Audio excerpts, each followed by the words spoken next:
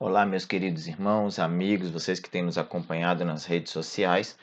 Estamos aqui, para continuidade do nosso estudo e agora nós vamos entrar no padrão 1 daquele estudo sobre liberando o fluir do avivamento. Na última lição eu tinha falado com vocês sobre nos prepararmos espiritualmente, porque a partir de agora nós iríamos falar em cada ponto sobre uma barreira, um pecado que tem, atrapalhado o crescimento e desenvolvimento da igreja. Então, eu gostaria de convidar você a abrir a sua Bíblia em Mateus, no capítulo 6, Evangelho de Mateus, capítulo 6, nós vamos ler os versículos 14 e 15. Evangelho de Mateus, capítulo 6, versículos 14 e 15 diz assim: Pois se perdoarem as ofensas uns dos outros, o Pai Celestial também lhes perdoará. Mas se não perdoarem uns aos outros, o Pai Celestial não lhes perdoará as ofensas. Começamos esse estudo, então, relembrando uma frase que compartilhamos com frequência nos estudos anteriores. Essa frase é: amar a Deus significa amar o próximo. Esta frase nos remete à importância deste sentimento no rompimento desta barreira espiritual do ódio, da amargura e falso perdão. Segundo Gregory Friesel, mesmo, ele fala em seu livro, ele diz: entre as chocantes batalhas enfrentadas pela igreja de hoje, certamente uma das que representa um dos maiores obstáculos para o avivamento é a falta de perdão, as atitudes críticas e a falta de amor entre os cristãos. Então, essa é a mais pura verdade que nós vemos e encontramos dentro das nossas igrejas. O que mais prejudica o avanço do evangelho no mundo não são as batalhas externas, perseguição, ofensas, mortes, proibições, e sim as lutas internas que acontecem dentro da igreja. Por exemplo, divisões, brigas, desavenças, picuinhas. Esse tipo de situação é que atrapalha o avanço e o crescimento do evangelho. Friesel ainda faz uma comparação muito interessante de que em um mundo em que a imoralidade está aí, se encontra desenfreada na nossa sociedade, parece até meio estranho a gente dizer que o maior impedimento ao avivamento da igreja ainda seja a amargura e a falta de amor.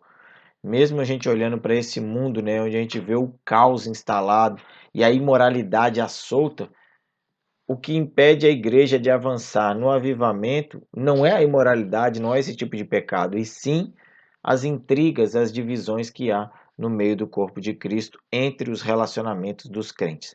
Então, o intrigante nisso é que a Bíblia deixa claro como o dia que nada desagrada e ofende mais a Deus, apagando, até a espiritualidade do crente, do que a amargura e a falta de amor e perdão de um para com os outros.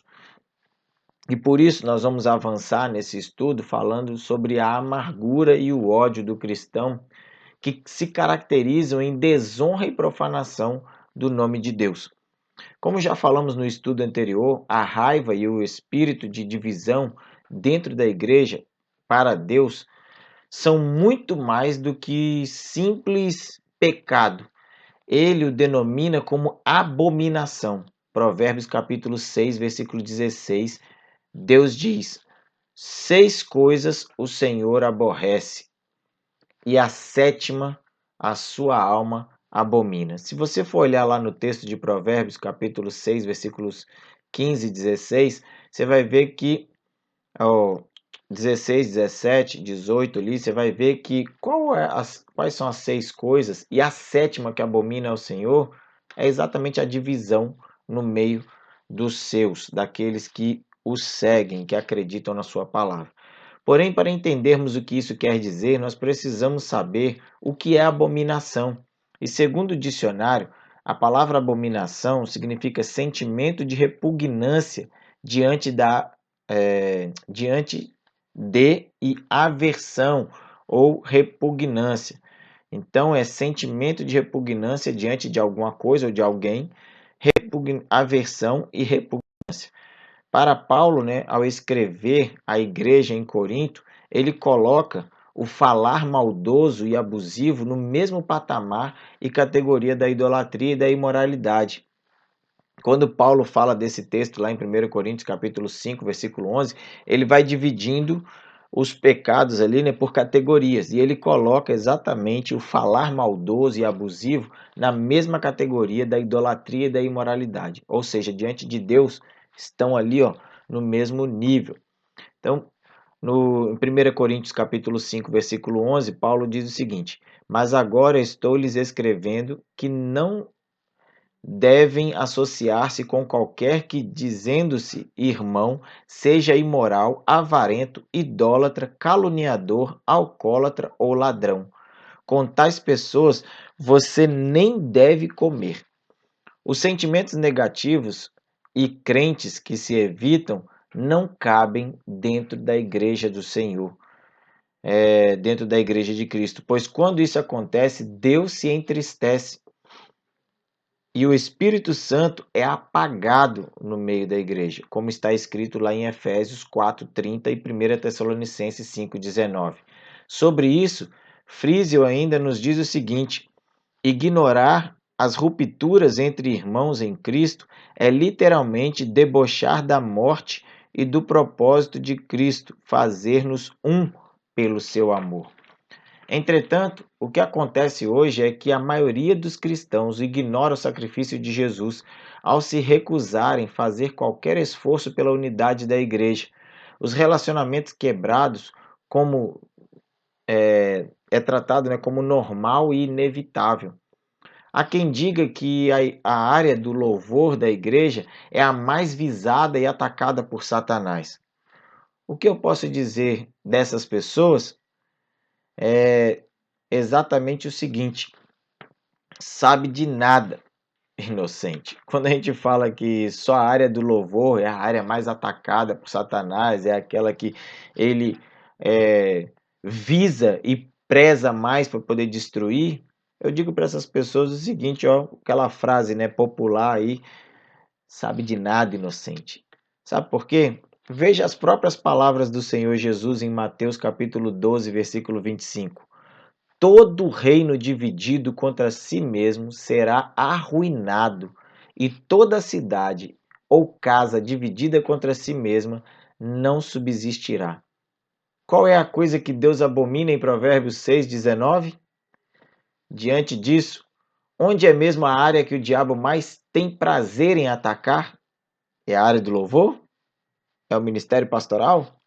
Precisamos nos esforçar pela unidade da igreja, pelo vínculo da paz. Efésios capítulo 4, versículo 3. Porque é exatamente esta área que o diabo ataca mais. A área da unidade da igreja. Porque uma igreja unida é uma igreja que cumpre a vontade de Deus, é uma igreja que avança. Mas uma igreja desunida, ela não vai para lugar nenhum. E aí nós entramos num outro ponto interessante, que o perdão e o amor entre os cristãos são um enfoque essencial do reino de Deus. É de conhecimento de todos que a grande comissão é o principal exercício em se tratando do que temos que fazer como igreja. Porém, os dois grandes mandamentos que o Senhor deixou, Mateus 22, 37 a 40, são o principal exercício em se tratando de quem nós somos como pessoas e como igreja. Por isso mesmo, quando nos encontramos, né, sintonizados com Deus e com os irmãos, é natural que o evangelismo e as missões tenham sucesso.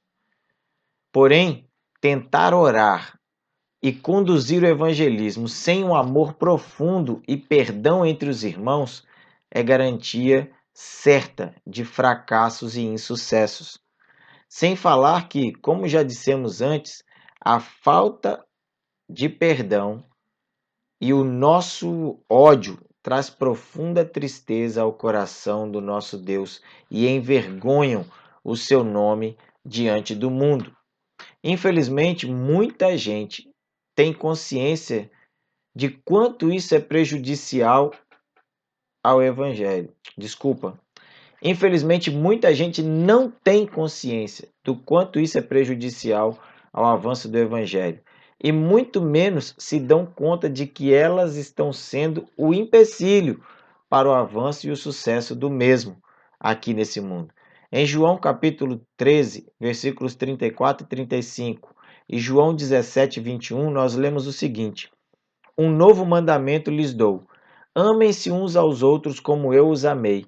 Vocês devem amar-se uns aos outros. Com isso, todos saberão que vocês são meus discípulos, se vocês se amarem uns aos outros, para que todos sejam um. Pai, como tu estás em mim e eu em ti, que eles também estejam em nós, para que o mundo creia que tu me enviaste. Nestes textos, nós vemos claramente Jesus mostrando que o amor e a unidade cristã são absolutamente centrais para um bom testemunho evangelístico. A consequência do não cumprimento desse quesito é visivelmente presente nas nossas igrejas atualmente. Igrejas divididas, famílias arrasadas, pouco poder na oração, poucos batismos e falta de alegria. Contudo, Deus tem a solução. O remédio para os padrões de ódio, amargura, desunião presentes hoje, basta buscá-lo de todo o coração. Esse é o remédio. Nós precisamos buscar ao nosso Deus de todo o coração, confessando o nosso pecado a Ele, arrependendo-nos deste pecado e aceitando o novo modo de vida que o Senhor tem para cada um de nós, que Ele tem a oferecer para nós. Um terceiro ponto interessante é que o não conceder perdão caracteriza-se em um pecado que aprisiona. Quantas pessoas estão presas, amarguradas, porque não perdoam, não liberam perdão? Por vezes nós apresentamos uma vida amargurada, cheia de ódio e rancor, e que em sua maioria nem imaginamos. Por quê? Pois bem, essas são atitudes que se dão pelo simples fato de não perdoarmos e não liberarmos perdão de coração. É comum dizermos que perdoamos ou que não nos importamos mais, quando, na verdade, não é isso que acontece. Por esse motivo, Jesus afirmou que devemos perdoar de coração, como na parábola do servo incompassivo, Mateus 18, 21 a 35. Friesel nos alerta a não nos enganarmos em relação a este assunto, pois se não perdoarmos de verdade, nossas orações serão impedidas e perdemos o poder de Deus. Outro ponto que é ainda pior: entristecemos o Espírito Santo e crucificamos novamente o Filho de Deus. Efésios 4:30 e Hebreus 10, 16 a 31. Algo que precisamos aprender com Jesus e colocarmos em prática urgentemente é que, da mesma maneira como ele nos perdoou, devemos perdoar o próximo. Mesmo estas pessoas não admitindo estarem erradas ou nos peçam perdão, nós podemos e devemos amá-las em Cristo. Essa atitude é essencial para prevenir o veneno devastador da amargura internalizada. Segundo Friesel nos diz, ele coloca o seguinte: perdoar não significa minimizar o que os outros fazem, em que nós sentimos indiferentes diante das situações dos erros. É maravilhoso entender que o verdadeiro perdão é uma escolha e que não depende dos nossos sentimentos. Ao escolhermos, liberar perdão de forma consistente, certamente experimentaremos cura e libertação em nossas emoções. Ainda um outro ponto interessante é que os milagres no centro do aconselhamento e da transformação da igreja acontecem quando há liberação de perdão. O texto bíblico de Jeremias 17, 9 e 10, diz assim: o coração é mais enganoso que qualquer outra coisa, e a sua cabeça é incurável. Quem é capaz de compreendê-lo?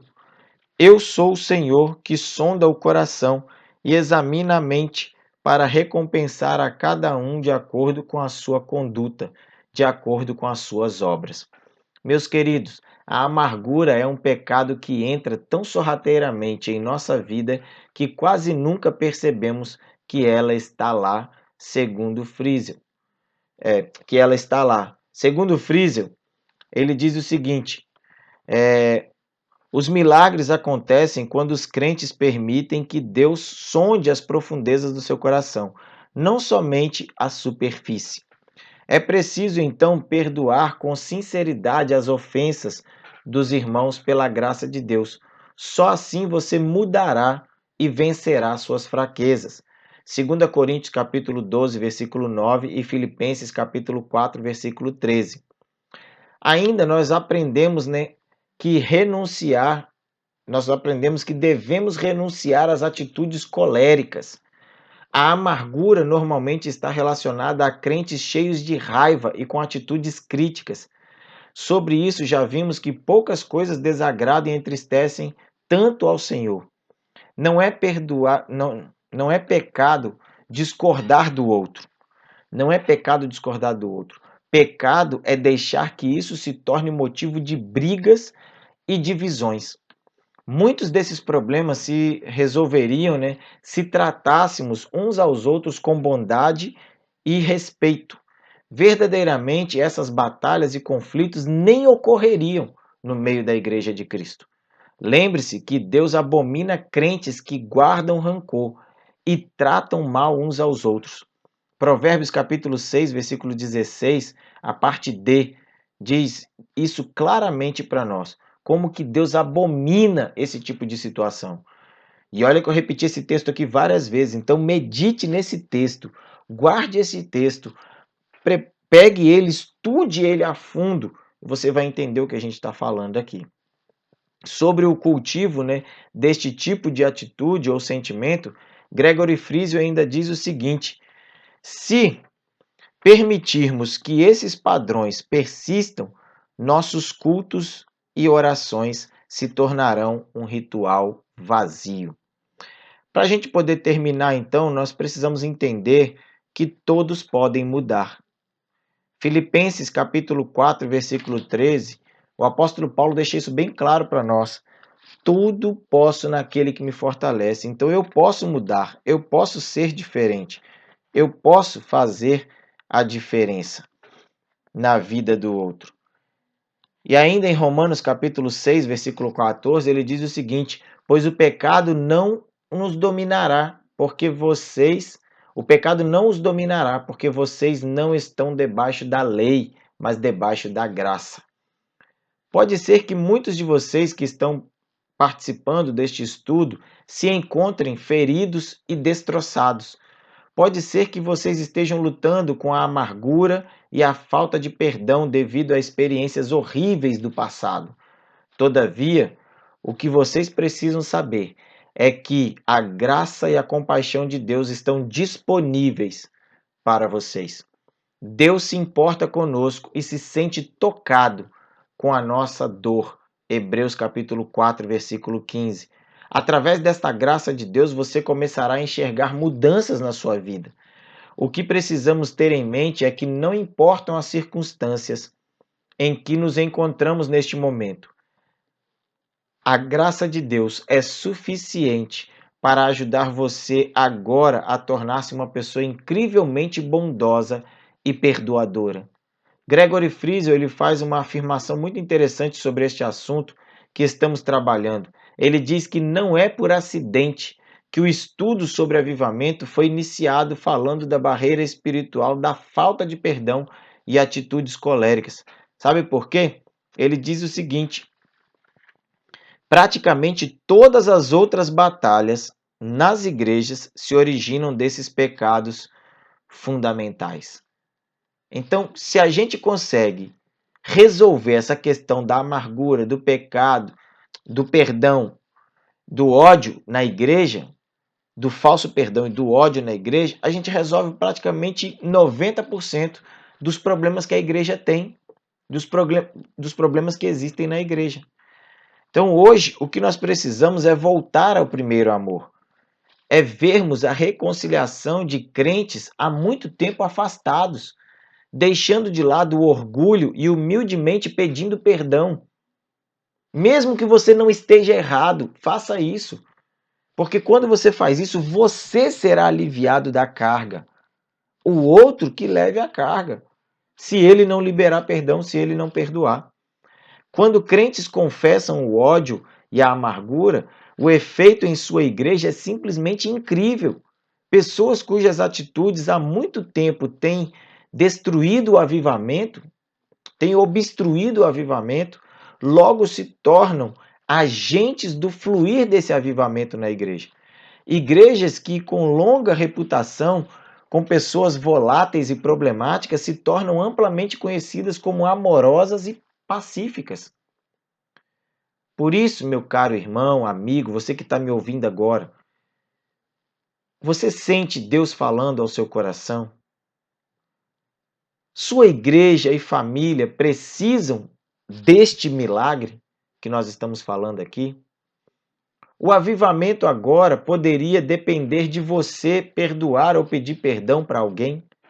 Será que você tem sido esse empecilho, esse impedimento para o avivamento da sua igreja? Será que é você que carrega este problema e se você resolver, a igreja vai fluir? Você tem esperado que alguém mude ou você pode dar o primeiro passo para mudar? Meu amigo, meu irmão, você que está nos acompanhando, Deus está esperando por você. Não demore mais. Sua graça é mais que suficiente e você será mudado. Eu quero orar com você neste momento.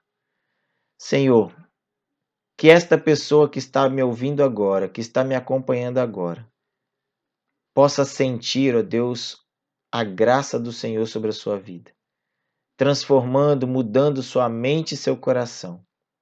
E eu peço neste momento que se há na vida dessa pessoa alguma coisa que impede o fluir do avivamento do Senhor, que o Senhor retire em nome de Jesus e que esta pessoa possa liberar perdão, possa perdoar e sentir na sua vida o Espírito Santo fluir, como também na vida da sua família e da sua igreja. Em nome de Jesus, eu oro. Amém. Amém. Que Deus abençoe você, meu irmão, meu amigo, você que tem nos acompanhado. Um grande abraço em nome de Jesus.